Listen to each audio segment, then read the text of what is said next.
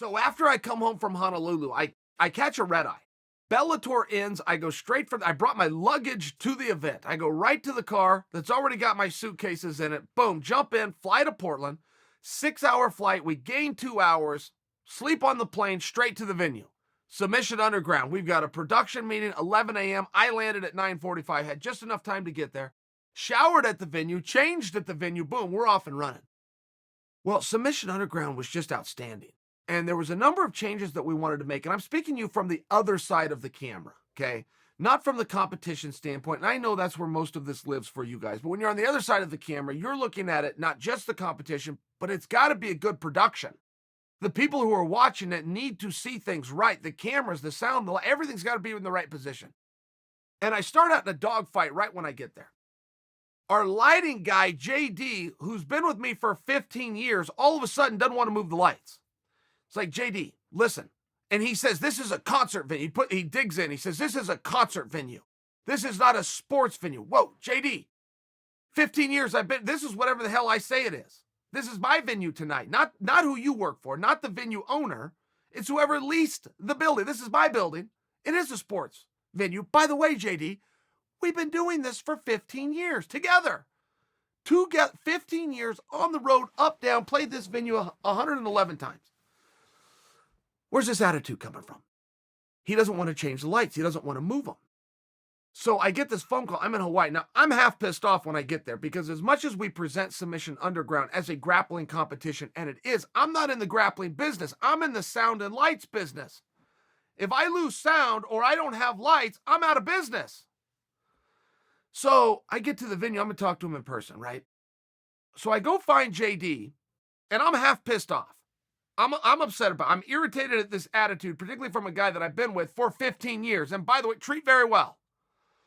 Well, I get into the venue, and it's a big circular venue, big circular staircase. I get to the top floor. JD and I are going to have this out right now. The show's in 2 hours. Doors are in 1, and those lights had better be ready. I walk into the venue, and I see JD. He's on an 8-foot ladder, by the way, inside of a steel cage. By the way, there's 2 other people in the cage doing whatever they're doing. But when they're in there and they're moving around, they're shaking the ladder, and poor JD's up there swaying left and right as he's trying to hang these lights.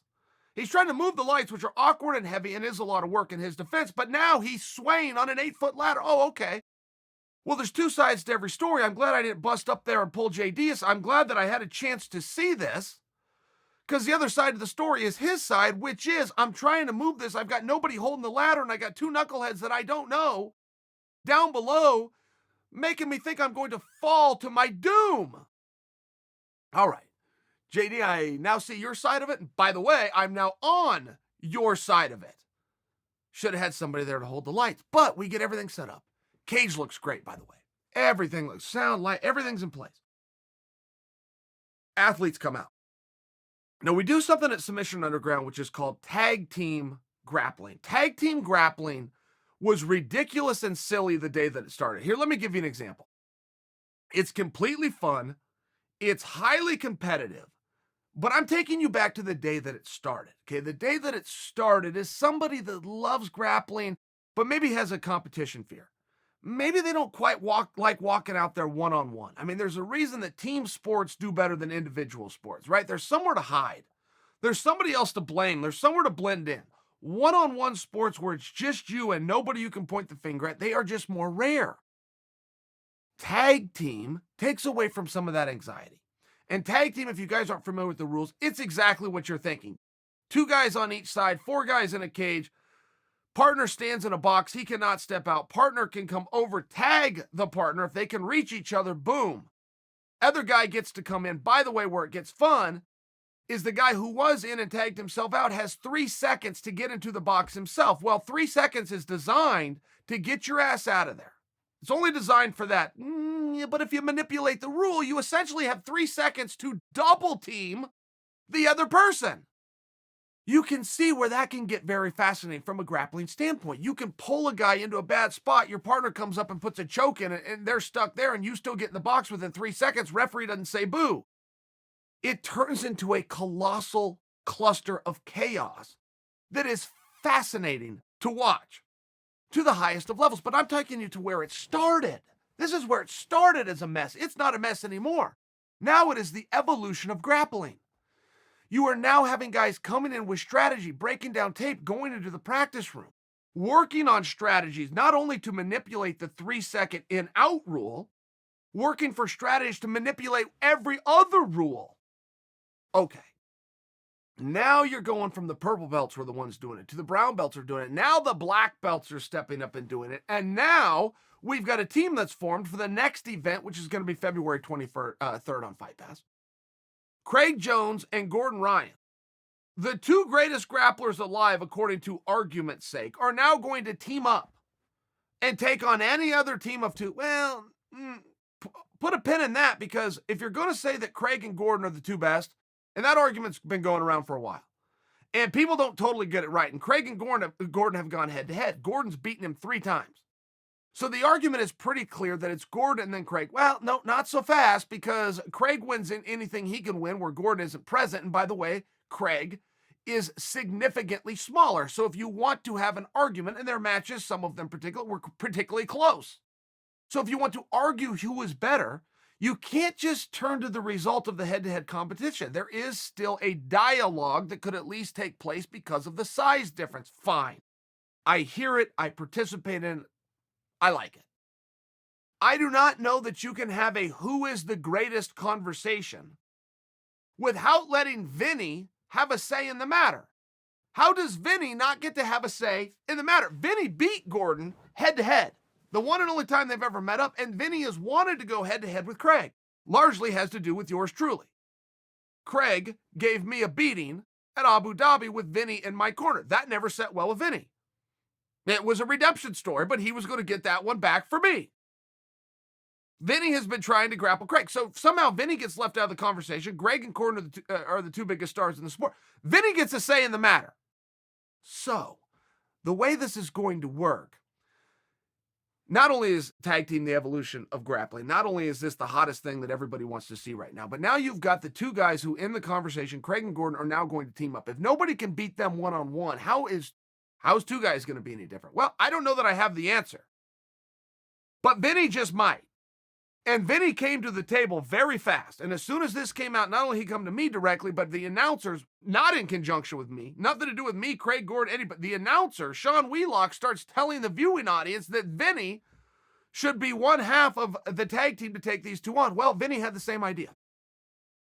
It's $25,000 to any team that can come in and stop Craig and Gordon. 25 grand flat. That's the way it works. You get nothing to try. You get everything to win. That's it. Well, that was enough to get a couple of people's attention. So it does look as though Vinny is going to come forward. Vinny is finding himself a tag team partner. It's open weight. He can grab anybody he wants. I should add for you the highlight of my day. Now, Jon Jones and I don't get along, as possibly you guys have heard. We can't be in the same room. We can't work together. Just doesn't work. On a different note, if you were to set that aside, I must tell you on a very personal level, I find Jon Jones to be a very funny guy. Like, I enjoy when Jon's around. I enjoy the beef I have with Jon. I enjoy the competitiveness that Jon and I have. I enjoy the bickering all the way down to the childish.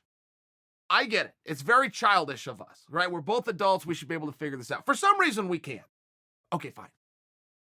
Another piece of that pie, though, is Jon Jones is a very funny guy, and I don't think he gets credit for that. I don't think you guys get to see Jon's sense of humor, okay? I told you about, after the night he and I fought, that he bare-assed my mother at 6 a.m. in the hotel lobby, okay? That's funny. That is hilarious. It gave my mom such a tickle, she went to Facebook and bragged to her friends that she saw Jon's bare butt. Now, this is also the guy that just whipped her son. She still thought it was funny. All right, Jon Jones is a funny guy. So Submission Underground. I sent Jon Jones a text message and said, hey, will you tweet this out, or will you Instagram, some form of social media? Will you help get the word out? Boom. Now, Jon and I don't get along, and the fact that I would even ask him to do that is a little bit weird.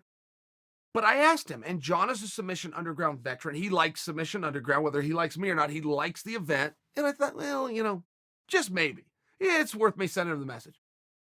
Not only does he not do it, okay, he misses the show He sends me the message 2 hours, a response to my message 2 hours late. And his exact words were an emoji of a middle finger.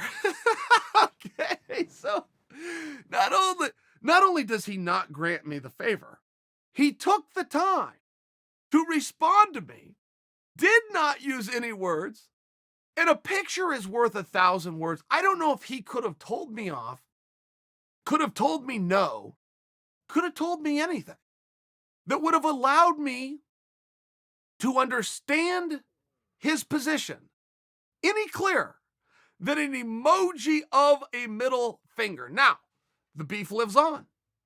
Nothing is buried. Still mad at Jon. Maybe even more mad at Jon. But to my point that Jon Jones is a very funny guy that does have a very good sense of humor. I mean, come on. That's A+ work right there. That is an A+ response by the champ.